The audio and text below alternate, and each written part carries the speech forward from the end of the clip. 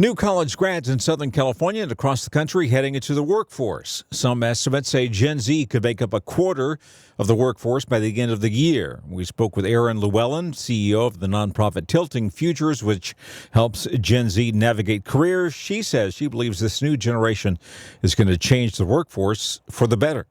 You know, all the data shows that it was McKinsey that published this study that Gen Z has higher expectations for having meaning and purpose behind their work than previous generations.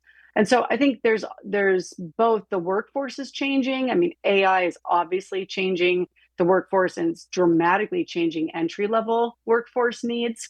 But the other piece of that is that the generation itself is coming in with a different set of expectations. And that set of expectations includes that their work will have a greater purpose. It will serve the world positively.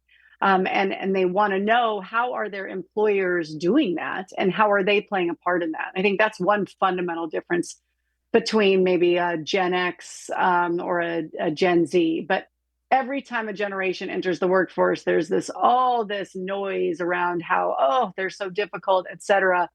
But in reality, each one of our generations has pushed the workforce in really positive ways.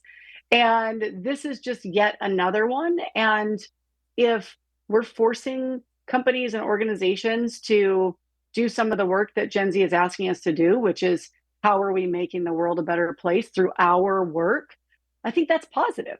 Llewellyn says older generations need to listen and Gen Z needs to make an effort to understand their more experienced coworkers. Let's be in this together. There is no us and there is no them from the beginning. And I think also asking Gen Z to keep pushing our thinking. I think our systems and our ways of working together are entrenched, and these systems take time to shift and change, but keep pushing on them to change, because I think the changes that Gen Z is often asking for are for the better. And then the third, I think I would say to Gen Z would be, make sure that you're bringing empathy and also a level of humility to the workplace. I think it's really important to understand where people are coming from, why other people have their opinions.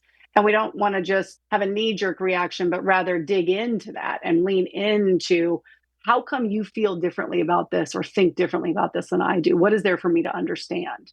That's Erin Lewellen with Tilting Futures. She says the old advice of just put your head down and work does not cut it anymore. Communication and collaboration are key if a company wants to thrive.